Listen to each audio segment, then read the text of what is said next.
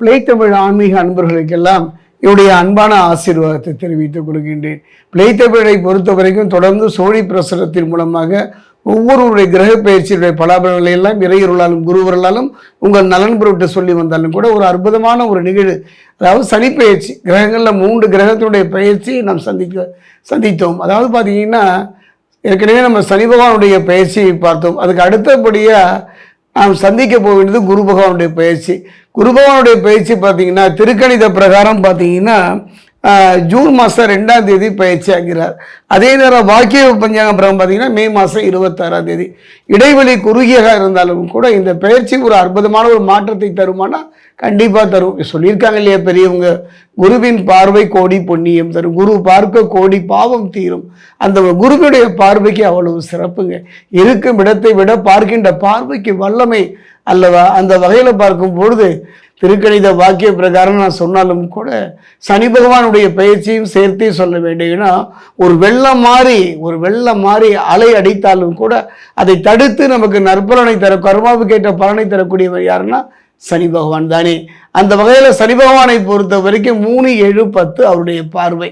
இப்போ சனி பகவானுடைய பார்வைன்னு எடுத்துக்கிட்டிங்கன்னா அவர் மீனராசியிலிருந்து அவர் பார்க்கின்றார்.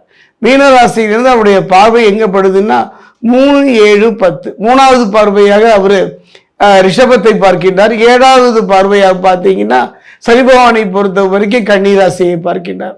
அதுக்கு அடுத்ததாக பார்த்தீங்கன்னா அந்த ஒரு பார்வை, அந்த 10வது பார்வை பார்த்தீங்கன்னா 3, 7, 10. அந்த வகையில் பார்க்கும் பொழுது சனி பகவானுடைய பார்வை நமக்கு எந்த விதமான பலனை தரும் என்று நம்ம எல்லாம் இப்போ பார்த்துக்கிட்டு தானே இருக்கோம். அந்த வகையில் குரு பகவானுடைய பயிற்சி, இந்த குரு பகவானுடைய பயிற்சியை பார்த்தீங்கன்னா குரு பகவானை பொறுத்த வரைக்கும் மிதுனத்திலிருந்து கடகத்துக்கு வருகின்றார். கடகத்தில் வருவது மட்டுமல்லங்க, அவர் உச்சம் பெறுகின்றார். அவர் உச்சம் பெறுகின்றது ஒரு அற்புதம். உச்சம் என்றால் என்ன? பலம் பெறுகின்றார். ஆனால் ஒரு சூட்சும ரகசியத்தை நான் சொல்லலைங்க. கடகத்தை பொறுத்த வரைக்கும் அவர் உச்சம் பெறுவதால் என்ன விதமான நற்பலனை தந்துவிட போகின்றார். ஏன்னா என்னுடைய அனுபவத்தில் கடகம் பார்த்தீங்கன்னா யாருடைய வீடு? சந்திரனுடைய வீடு. சந்திரனும் குருவும் பகைதானே. அங்கு அவர் பலம் பெற்றால் என்ன, பலகீனமானால் என்ன, ஆனாலும் கூட அதனுடைய தாக்கம் வீரியம் நம்மை பாதிக்கத்தான் செய்யும். என் தாய் பிரத்யேகரா விஷ்ணுமானுடைய பரிபூர்ணமான ஆசை இந்த சோழி பிரசனம் பார்க்கின்ற கேட்கின்ற உங்கள் வாழ்க்கையில் அமையும். அந்த வகையில் பார்க்கும்போது 2026ஆம் ஆண்டு கடந்த ஆண்டை பொறுத்த வரைக்கும், கடந்த காலத்தை பொறுத்த வரைக்கும் எத்தனையோ ஏமாற்றங்களையும் சில சோதனையும் வேதனையும் சந்தித்து வந்த ஒரு வாழ்க்கையில் இந்த காலகட்டம் ஒரு அற்புதமாக அமையும். குறிப்பாக இந்த குரு பயிற்சி நம் வாழ்வுக்கு ஏதாவது ஒரு தாக்கத்தை தருமா என்ற ஒரு நம்பிக்கை தானே. அது தொழிலாக இருக்கட்டும், வாழ்க்கையாகட்டும், ஏதாவது ஒரு மாற்றம் தராதா என்று இயங்குவது தானே இயற்கை. அந்த வகையில் பார்க்கும் பொழுது சனி பயிற்சியை பொறுத்தவரை நாம் அதை சந்தித்து வருகின்றோம். நம் வாழ்வை அது நகர்த்தி கொண்டு வருகின்றது. இப்படிப்பட்ட ஒரு காலகட்டத்தில் தான் குரு பயிற்சி. அப்படிப்பட்ட பார்த்தீங்கன்னா குருவுடைய பார்வை அப்படின்னு எடுத்துக்கிட்டிங்கன்னா 5, 7, 9 அவருடைய பார்வை படுகின்ற இடமெல்லாம் பட்ட மரம் துளிர்க்கும். அப்படிப்பட்ட ஒரு இடங்க. குருவுடைய பார்வைக்கு அவ்வளவு சிறப்பு. சனி பகவானை பொறுத்த வரைக்கும் அவருடைய பார்வைக்கு சிறப்பு தான். கெடுபலனை தரக்கூடியவர் என்று சொல்வார்கள். நான் நம்ப மாட்டேன். அதாவது கெடுவான் கேடு நினைப்பான். தவறான பாதை நோக்கி நகர்கின்ற, தவறான பாதையிலே இருக்கின்ற, தவறான பாதையில் செயற்கையாக இருப்பவர்களுக்குத்தான் சனி பகவான் கர்மாவுக்கேற்ற பலனை தரக்கூடியவர். அந்த வகையில் சனி பகவானை பொறுத்த வரைக்கும் அவரையும் குரு பகவான் இருவருடைய பார்வையை வைத்து இந்த நான் சோழி பிரசன்னம் சொல்கின்றேன். அந்த வகையில் பார்க்கும்போது தனுசு ராசியை பொறுத்தவரைக்கும் எவ்வாறு இருக்கும் என்பதை இப்போ நம்ம பார்க்க போகிறோம்.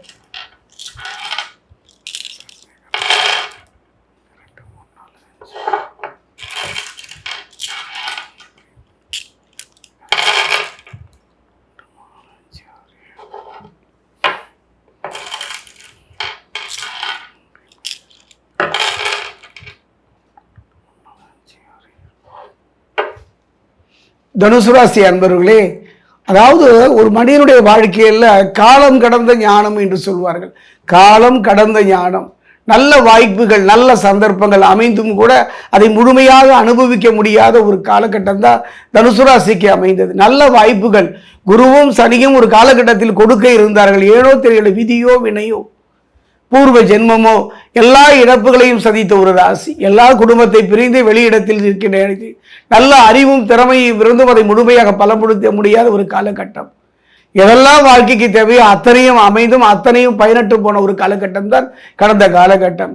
அதே நேரத்தில் சனி பகவானை பொறுத்த வரைக்கும் இந்த காலகட்டத்தை பார்த்தீங்கன்னா, அதாவது அவர் எங்கே பார்க்குற பாருங்க, பாக்கியஸ்தானம், நல்ல குழந்தை, நல்ல திருமணம், நல்ல பெற்றோர், நல்ல தொழில், அந்த பாக்கியஸ்தானம், அந்த இடம், அந்த இடமே பாக்கியஸ்தானம். அங்கு யாருடைய பார்வை எல்லாம் இருக்கிறது என்று பார்த்தால் சனியினுடைய பார்வை. அந்த சனியினுடைய பார்வை 3, 7, 10. அதே இடத்துல பார்த்தீங்கன்னா அந்த சனியுடைய பார்வை 3, 7, 10.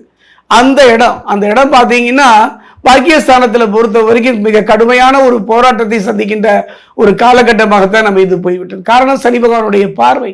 எல்லாமே கர்மாவுக்கு ஏற்று பலன். எல்லோரும் துன்பப்படுறாங்களா? அந்த தனுசு ராசியில் இல்லைங்க. எல்லோரும் சந்தோஷமா இருக்காங்க இல்லை, முன்னுக்கு பின் முரண். அப்படி நல்ல தசாபக்தியும் நல்ல இறையர்களும் குருவர்களும் இருந்தால் மட்டுமே வாழ்வியலை நல்ல முறையில் கடத்தி வந்தார்கள், நல்ல முறையில் நடத்தி வந்தார்கள். அப்படிப்பட்ட ஒரு சூழ்நிலையில தான் இந்த குரு பகவானுடைய பயிற்சி, குரு பகவானுடைய பார்வை என்று சொன்னீங்களவா 5, 7, 9. அதாவது 5ஆம் பார்வை பார்த்தீங்கன்னா அது விருச்சிகத்தின் மீது பட்டது. 7ஆம் பார்வை பார்த்தீங்கன்னா மகரத்துக்கு போய்விட்டது, தள்ளி போய்விட்டது, தாண்டி போய்விட்டது. நல்ல வாய்ப்புகள். அதே நேரத்தில் நீங்கள் கவலையே பட வேண்டாம். காரணம் என்னன்னு பார்த்தீங்கன்னா, அந்த அர்த்தாஷ்டம சனியாக இருந்தாலும் கூட இந்த காலகட்டத்தில் தொழிலில் வாழ்க்கையில் நல்ல முன்னேற்றங்களை பெற்றவர்களையெல்லாம் நான் சந்தித்திருக்கின்றேன். இழந்ததை திரும்ப பெற்றவர்களை பார்த்து சந்தித்திருக்கிறேன். இந்த குரு பயிற்சியினால முழுமையான பலனை பெற முடியாவிட்டாலும் குரு பகவானை பொறுத்த வரைக்கும் தனுசு ராசிக்கில 8ல் அஷ்டம குருவாக இருப்பதனால நான் சற்று கவனமாக இருப்பீர்கள் என்று தான் சொல்லுகின்றேன்.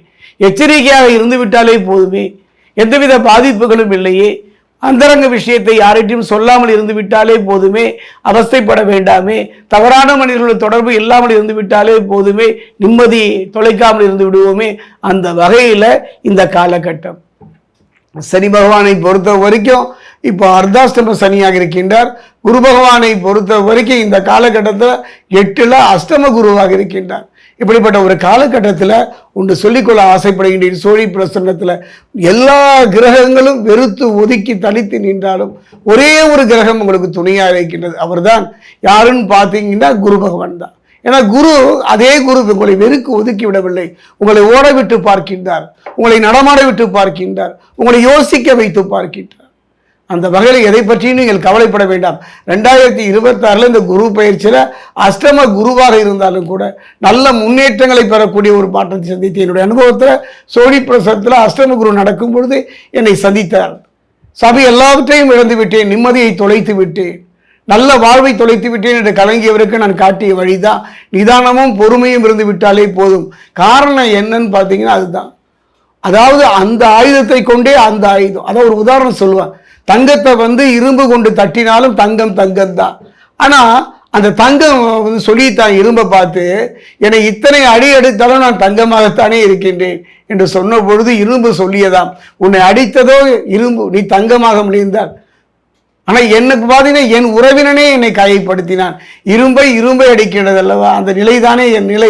என் உறவினர்களால் கடுமையான பாதிப்புகளை, உறவினர்களால் தொழில் ரீதியாக வாழ்க்கையில ஏமாற்றங்களை சந்தித்து வந்த வாழ்க்கையில கவனமாக இருந்து விடுங்கள். நீண்ட நாள் இழுத்தடித்த வம்பு வடுப்புகளுக்கெல்லாம் ஒரு தீர்வு கிடைக்கும். இதே காலகட்டத்தில் நல்ல திருமண யோகத்தையும் அமையும். காதல் திருமணமோ பெரியவங்க பார்த்து வைத்து திருமணமாக இருந்தாலும் கூட கொஞ்சம் கவனமாக இருந்தால் போதும். அதாவது 3 பலம் என்று சொல்லுவேன், நான் அடிக்கடி சொல்லிக் கொண்டிருக்கின்றேன். தேக பலம், தெய்வ பலம், மனோபலம். அதாவது தேக பலமும் மனோபலமும் குறைந்த ஒரு காலகட்டத்தில் உங்களுக்கு இருக்கக்கூடிய ஒரே பலம் தெய்வ பலம் தான். இறைவனை நோக்கி நகர்ந்து விடுங்கள். அனுபவத்தை சொல்கின்றேன். எத்தனையோ உதாரணங்கள் சொல்ல வேண்டிய குறுகிய காலம். இந்த காலகட்டத்தில் தெய்வ வழிபாடு, தெய்வத்தின் மீது நம்பிக்கை என்றால் சித்தர் வழிபாடு, சித்தர் மீதும் நம்பிக்கை என்றால் உங்கள் மீது ஒரு நம்பிக்கை வைத்து பார்ப்பீர்கள். ஆனால் 2026 இந்த குரு பயிற்சியில் ஒரு நல்ல ஒரு மாற்றம், ஒரு குரு ஒரு ஆசானாக இருந்து உங்கள் வாழ்வை நடத்தி தருவார். நம்பிக்கை. அதே நேரத்தில் நீண்ட தூரம் பயணம் போவது சரி, ஒரு எதையும் தேர்ந்தெடுக்கலாம். தொழிலாக இருந்தாலும் சரி, வாழ்க்கையாக இருந்தாலும் சரி, கல்வியாக இருந்தாலும் சரி, திருமணமாக இருந்தாலும் சரி, தேர்ந்தெடுக்கும் பொழுது கவனமாக இருந்து விடுங்கள். நம்பிக்கையை எந்த நிலையும் குலைத்து விடாதீர்கள். உங்கள் நம்பிக்கையை குலைக்காமல் காக்கக்கூடிய ஒரு அற்புதமான சக்தி எதுன்னு பார்த்தீங்கன்னா அசுர குருவாகிய சுக்கிரன் தான். அதே நேரத்தில் செவ்வாயும் துணை இருப்பதனால இழந்ததை திரும்ப பெறக்கூடிய ஒரு நல்ல மாற்றம் தரக்கூடிய ஒரு நல்ல முன்னேற்றம் கூடிய ஒரு காலகட்டம் இந்த 2026 குரு பயிற்சி உங்களுக்கு.